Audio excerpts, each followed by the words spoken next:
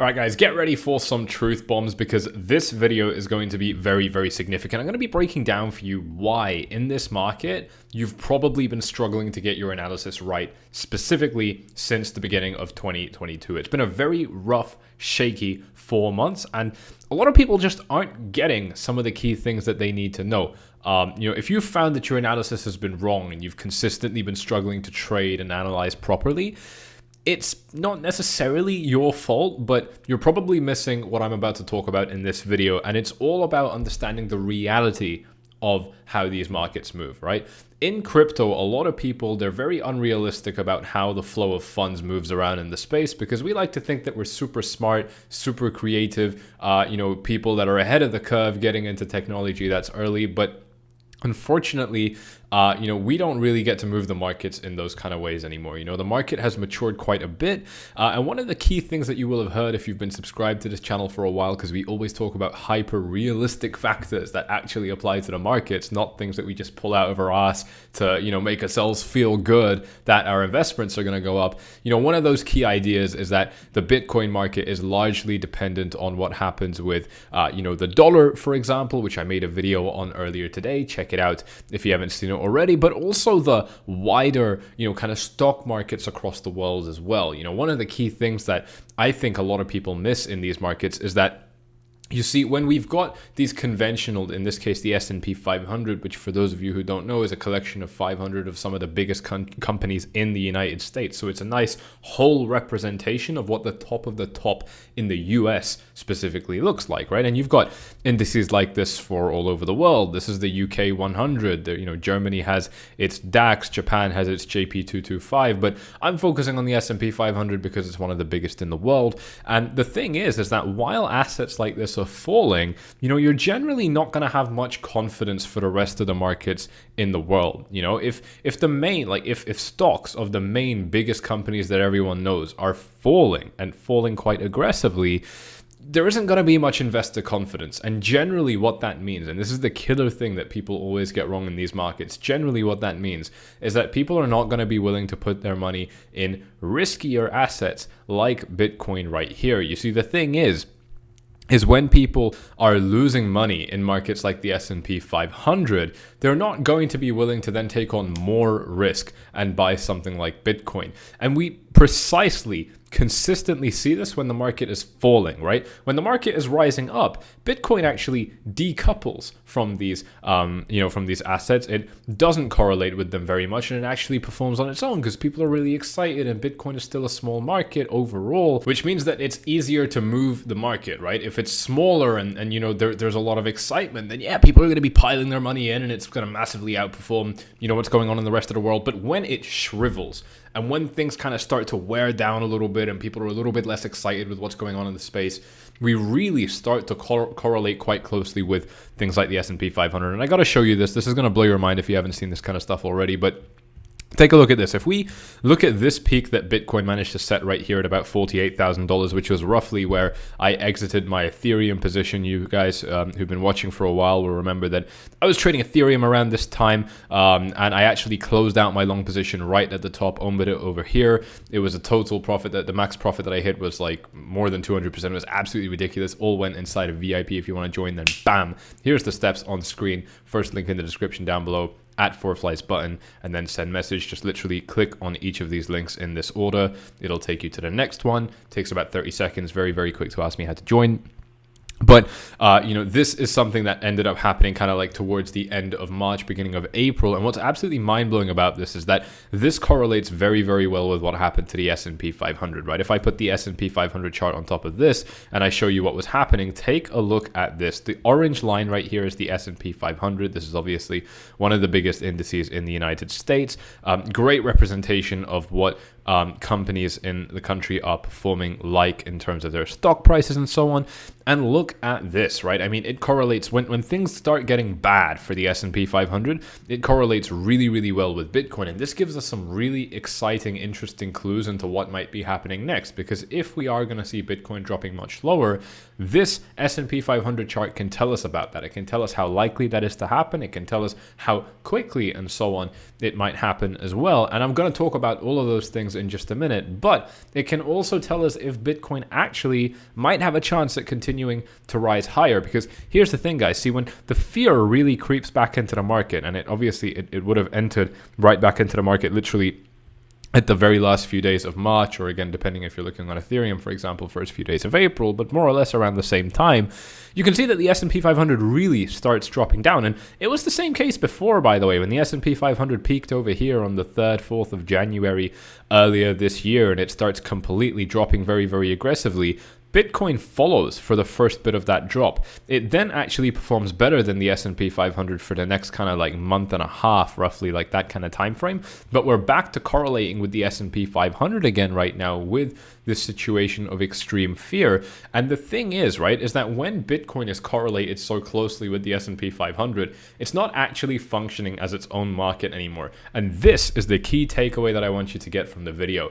A lot of you guys are already going down there on your keyboard telling me why I'm wrong, but hear me out, because this is something that I've tested constantly across the years that I've been a trader in this market.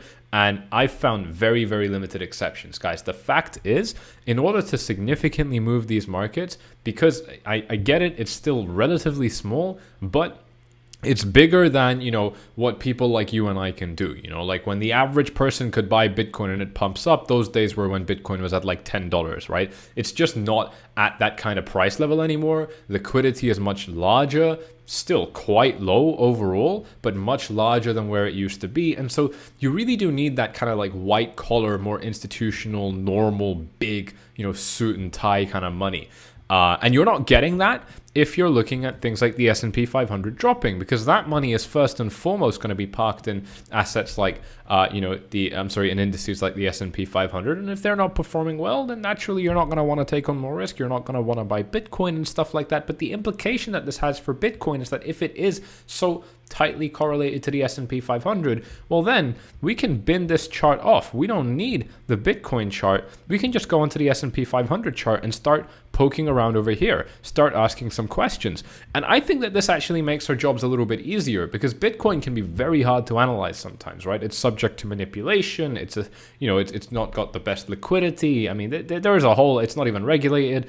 It's just not the easiest market to analyze at times. But something like the S&P 500, you know, the average person can understand this a lot better. This is real world stocks, right? I mean, you know, if you have an opinion on the US economy, then good news, you're in. You can make some decisions about this. But with Bitcoin, it can be a little bit harder, especially at times like this. And so the question becomes, you know, is Bitcoin gonna, you know, for example, fail this area? Is it gonna fail $30,000? You know, is it gonna fail this kind of rough anywhere between kind of like 37 to 30K support range? And if it does, you know, it's probably gonna be ending up, you know, it's probably gonna drop down to 20, as I've been talking about for a long, long time now.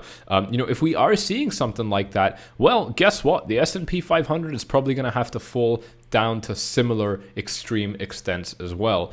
This actually, I got this video idea after reading a tweet from a guy called Don Alt. He's on Twitter, but his account is private now, so you can't follow him anymore. I was giving him shout outs years ago, and you know, I mean, I've constantly been talking about him on this YouTube channel for those of you who've been around for a while, but unfortunately, I don't know why, he's private now, so you're just gonna have to take my word for it. But you know, the thing is that if we are gonna see Bitcoin dropping down to such low levels like 20K, well, we're probably gonna have to see the S&P 500 do something similar. It's probably, in fact, going to lead the way. And this is where people trip up. This is where their analysis starts going wrong, right? Because while most people aren't actually considering this, they are thinking that Bitcoin is still moving in its own organic ways. They're completely failing to realize, ladies and gents, this is the key of the video. They're completely failing to realize that Bitcoin is not functioning as its own asset right now.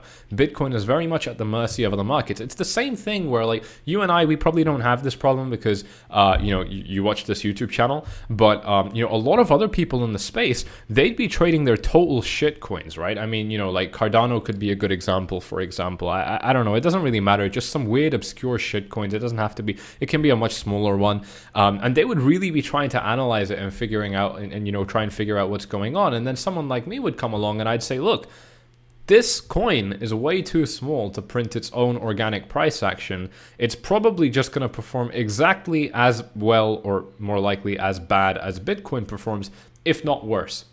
And that's it.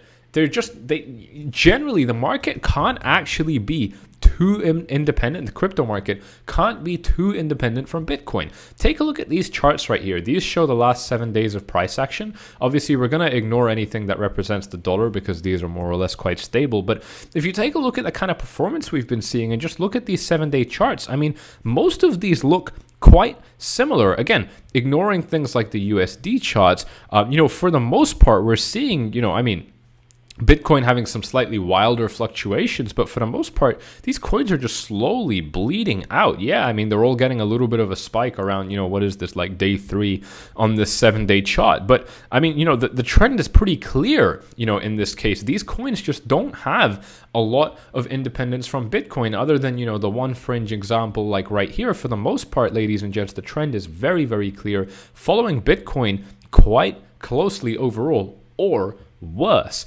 And that's the thing, right? What we fail to understand in the crypto space a lot of the time is that, while this is happening to Bitcoin, the same thing is happening with the S&P 500.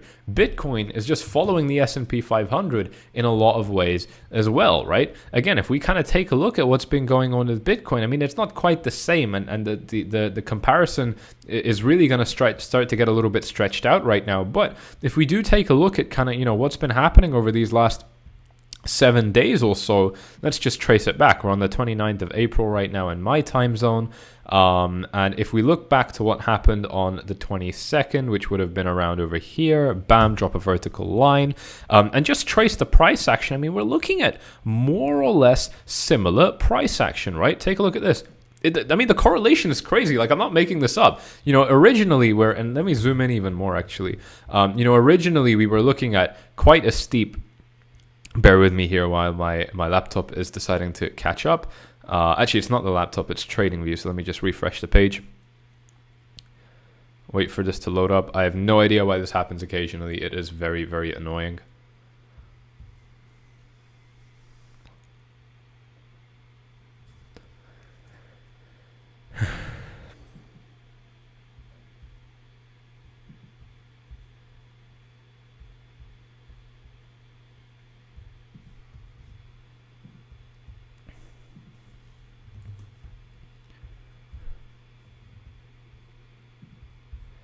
Right, here we go. We're back. Take a look at this. This is where you can see that the Bitcoin chart and the S&P 500 chart have correlated very, very well, over this last little bit. We're on the hourly time frame, so we're getting quite an intimate view into what's going on. And take a look at this, right? Originally, let's start with the S&P 500. S&P 500 moves up quite nicely. Bitcoin follows it. Oh, what have I done? Bitcoin follows and moves very, very nicely as well upwards. Then S&P 500 tops out at about 1800 hours on, with this time zone, which is UTC +4. That's Dubai time. That's exactly the same time that Bitcoin tops out. They both are in for an aggressive dump before slowing down. Bitcoin slows down a little bit better than the S&P 500, but then the dump continues. Bam. Then you have a long, boring sideways range that generally leans lower. Long, boring sideways range that doesn't lean lower, but in the end dumps off. Then you get a big spike. Bam, big spike. The spike doesn't hold and you end up crashing down even lower.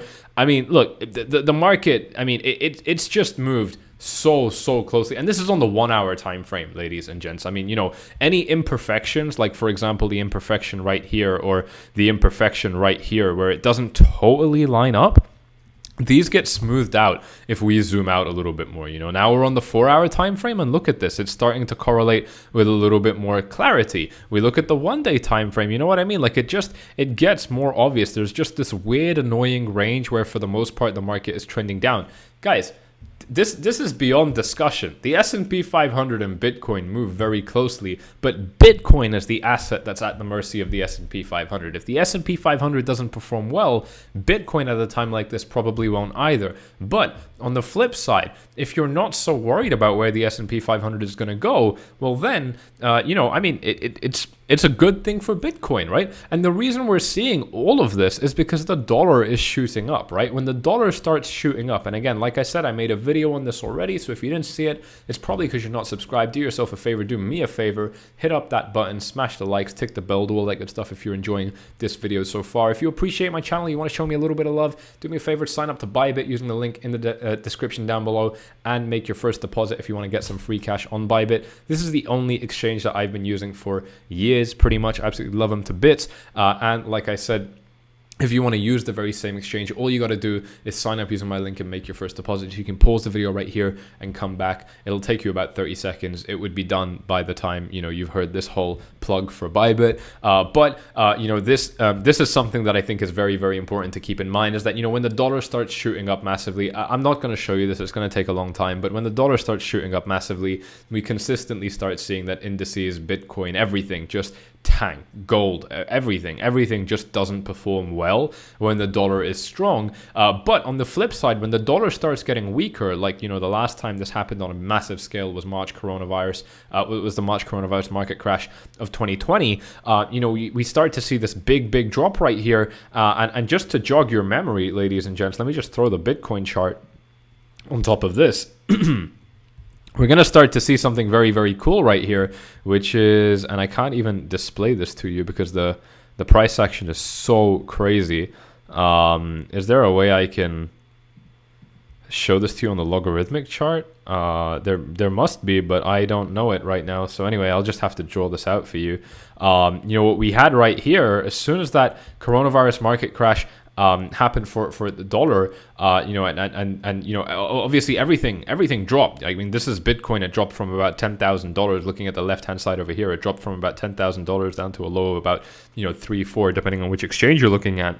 Very same time, dollar shoots up. But as soon as the recovery begins in the conventional markets, including Bitcoin, you start to see that the dollar drops, right? Or I should say, as soon as the dollar starts dropping, that's where the other markets start pumping up and things get very, very exciting. And obviously, the dollar just keeps dropping down from there. And at the very same time, if we trace the orange line, Bitcoin goes absolutely crazy and pumps up by about 10x to top out at $40,000 right here. And very interestingly, that's exactly where the dollar bottoms out, right? So this is generally what leads to this kind of price action in the market, is the performance of the dollar. And now that the dollar is potentially reaching resistance, again, I'm not going to cover what I said in that video. Just go back and watch it if you haven't seen it already. But that gives us some hints into what we could be looking at. And again, this brings us back to the S&P 500, because now we got to start asking some questions. Is the S&P 500 going to keep dropping? Is it going to recover? What are we looking at? Is the bubble finally being popped? And here's the thing. My opinion on this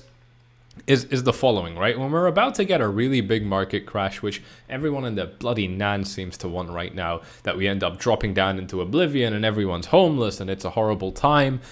When we get stuff like that, you generally are not going to expect it. You know, let's just be clear about this. You're not fucking Superman. You don't have special abilities in the market. I don't have special abilities in the market like that. You're just not going to get that stuff right. It's just, I mean, you know, you might, maybe you're autistic enough to get something to click in your head. I'm not. You're probably not. But you know what? I don't know. Some of you might be, but for the most part, it's just not going to be that obvious. And that's exactly why I don't really believe that this drop is going to stick, is that so many people believe that it will end up dropping the market massively. And the way we actually get the big one, you know, like the really, really big one, the 2007, the 2008, you know, type crises like we had right here. And we kind of got something like that with, you know, again, the coronavirus market crash, but it recovered so quickly that it doesn't really even count. You know, when we get, you know, that big one, it's generally going to be after enough, you know, kind of little ones like this, you know, like what we're in right now, that actually recover. Because every time you end up dropping massively and you recover, you end up converting the non-believers. You end up converting the people who keep saying, actually, no, I'm a little bit skeptical. No, I'm going to keep my money on the side. I don't want to put my money in the S&P 500 yet. It looks like it's a little bit overstretched. Every time the market, you know, falls down, shows the bears that they might be in control, but the bulls take control again, you win over a little bit of the non-believers. You win over some of the people that are naysayers. They start believing. And when enough of that happens, you end up seeing the one drop right here that no one bats an eyelid to. Nobody cares, because guess what? It's standard routine that we're trending up and up and up and up. We have a little bit of a retracement and we keep trending up and up and up. But the catch is that each one of these little retracements, they can be the big one. They can be the big one. And the big one is usually the one where everyone is so confident that we're actually not entering a bear market. We just don't have that factor at play in the market right now. We don't. People are genuinely fearful. And I just can't see that meaning that the S&P 500 drops massively. But anyway, I gotta be fair about it, right? And so here's the thing. The problem with the S&P 500 is that it has risen up so quickly and it didn't really establish any resistance areas on the way up. So it's the same problem that Bitcoin is facing, and that's why we're seeing the S&P 500 drop so hard. Now, the reason that Bitcoin isn't dropping so hard right now is because Bitcoin does have support in this range. You know, it was rising up very, very quickly, but when it corrected down, we saw, some pretty good consolidation. I mean, this area, this channel of trading that happened right here was huge. It was very, very useful. This kind of trading as well, definitely allowing Bitcoin to experience quite a bit of support in the market. And I think that's why we haven't lost these levels yet. But the S&P 500 doesn't have that kind of thing going for it, right? It just basically went up in a straight line. And so, the only thing you can use for the S&P 500 to look at where support levels might be are moving averages. You're looking at horizontal levels where the market saw significant tops, perhaps like the top that we had just before the coronavirus market crash, which is very, very far away. It's about 18. I don't know where I got 33% from. Probably, if you know, my math was just horrible there. It's about 18% lower, which is quite a significant drop. And that's the kind of drop that I can see becoming a problem for Bitcoin. The issue here is that there isn't really any support on the way down. We've already failed so many of our moving averages. If we take a look at the daily EMA ribbon, I mean, we've lost it a long time ago. Even the weekly time frame, we've lost a lot of support, but that doesn't have to be a big issue. I mean, we've still got the 200-week EMA, for example. But the thing is just that, this thing could just drop so hard so quickly purely because there isn't any support here. And that's the kind of thing that could actually potentially drag Bitcoin much lower, because again, when the markets are really scared, we're just not really going to have that demand, that buying money coming in, right? Especially if nobody wants to buy the more conventional markets. Well, why would you want to buy a more risky market then? Generally you only want to take on more risks when either you're desperate, or more likely what the big money is going to do when it wants to take on more risk is, it's going to do that in circumstances where the big money has already made some money, because when you make money, you get greedy, you want to make more, you want to take on more risk and stuff like that. And that's where we start to see money flowing into these markets. But obviously we don't have that kind of situation right now. And so I have to expect that if the S&P 500 is going to keep on dropping, well then, that's probably going to be having some effect in terms of dragging Bitcoin down. And again, we come back to why your analysis has been wrong in this market. It's probably because you're not taking this stuff into account. You're trading, you're analyzing as though these altcoins, like the altcoin people are doing, as though these altcoins are moving in some unique way to Bitcoin, but they're not. They're just moving the same, if not worse, overall. And of course there's little exceptions, like Aave right here has a very unique chart compared to what the rest of the coins are doing, but the trend is still there. Start off really high, gradually trend lower with one or two big spikes in between. It's the same picture that we're seeing, with the rest of these markets. They're just moving slightly differently, right? But for the most part, there's, seriously very, very well correlated. Look at how IOTA performs compared to BitTorrent, compared to Waves, compared to Maker. I mean, they're just moving very, very similarly in this market right now. And again, that's the problem, is that, you need to go and analyze the asset, the index in this case, or the dollar. You need to analyze the big thing that's actually calling the shots, right? If what people are trying to do when they're analyzing Bitcoin alone right now is it's almost like here's my horrible analogy. It's time for it. Been a while. It's like you've got this opposing kingdom, and you want to find out how the politicians are ruling it, how the aristocracy, the king, the queen, whatever, you want to find out how the royals are ruling this kingdom. So you go and ask the peasants. You know what I mean? It's like you want to find out what the financial policies of the crown, the royalty is. So you go and talk to the peasants about money. You know what I mean? It's just you're going to the wrong people. You're going to the wrong thing to get your answers. And so, you can never get the right answers in the first place. But when you start looking at, okay, let's see what, this is one of the big markets that determines how a lot of other things move. How is it going? Pretty shit. pretty terrible. I can't lie to you. It's not going well right now, especially because we don't have support. And so if we are looking at, this thing continuing to drop, and especially I think if we just lose this area that we're at right now, because this is kind of like the only consolidation that's nearby, the next one is probably like all the way down around like 3,600 points, for example, on this chart, because there's just nothing that happens in between.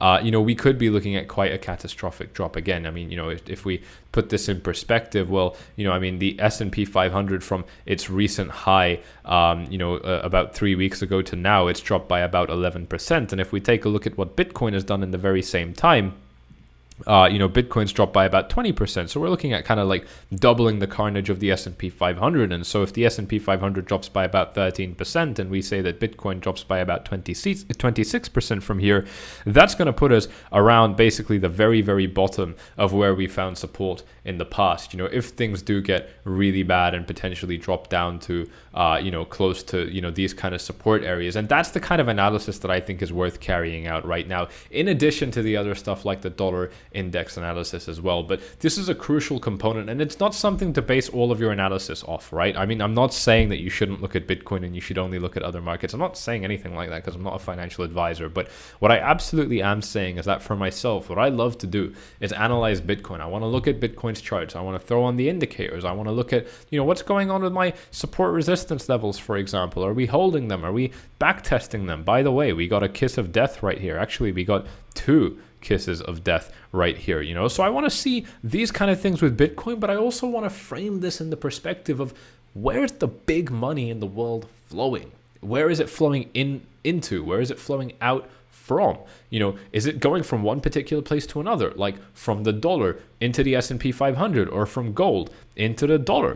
Like dollar rising up massively recently. Have you guys seen gold? You know what I mean? Like gold in the same time has seen a pretty big drop. I mean, to you and I, it might not sound like such a big deal because we're in crypto. So, dropping by about 1.2% might not sound too crazy, but obviously this is happening at a time where the dollar is absolutely shooting up. Take a look at this from kind of the early March days to now, about 52 days. I mean, the gold asset price has massively dropped down, but again, the dollar, if we're looking at a similar time frame, kind of like early March to where we are now, I mean, we're looking at the dollar massively rising up. And so, we have to ask these questions on a really big scale, where is money moving to and from, and how might that affect Bitcoin? Obviously this is going to give you a whole new dimension of analysis that you can apply to the markets, and it just increases your probabilities of being correct. Ladies and gents, this time in the market right now is when you need to be aware of this stuff and when you need to be learning about it. If you don't know about this now, the market is going to get exciting again. It is going to become very easy to trade again. It always happens. And if you don't know this stuff now, you're either not going to know it at all, or you're going to have to learn it when you're being forced to. When the market is moving quickly and opportunities are going way past your head at 100 miles per hour and you can't even reach up and grab any of them because you're too busy looking down trying to learn what's actually going on in the market, that is not the place to be. If you want to skyrocket where you are right now, completely change the trader that you are, VIP has been a transformative experience for so many traders in this market. If you want to jump inside, all you got to do is click on the first link in the description down below, then click on the @4flies button at the bottom of any post inside of 4flies Gold. This first link will take you into this channel. This is where you get even more free analysis from myself and my team. So if you like these videos, you're going to get even more free stuff from me and my team by clicking on that first link, then click on my name and then send message. This is where you can find out what the steps to join VIP are. These are the steps, but you can find out what the pricing is, what the benefits are, and so on. Very, very straightforward. I know it might look slightly complicated, but this will take you less than 30 seconds. There's no sign up process you need to do. There's no download that you need to do or anything like that. So just follow these steps on screen if you are interested. And the thing is that again, at a time like this, if you don't know this stuff yet, you're gonna have to learn it either the easy, calm way when it's good to know now, but it's not super urgent, or when you're balls to the wall and you don't have a chance and you're still trying to struggle Many people will be in that position. Even people watching this video right now will be in that position when the market starts heating up again. But if you want to separate yourself from the crowd, finally elevate yourself, bring yourself up to a different status of being a trader, really one that can trade sustainably, consistently, confidently, then again, we've been able to pull that off for so many people. So if you want a piece of that, check it out with the link in the description down below. If you have enjoyed this video, you know exactly what to do. Smash up the likes, tick the bell, do all that good stuff. And also make sure to check out Bybit if you want some free money. All you got to do is sign up using my link in the description down below and make your first deposit. Really hope you have enjoyed this one, and I'm out. Bye-bye.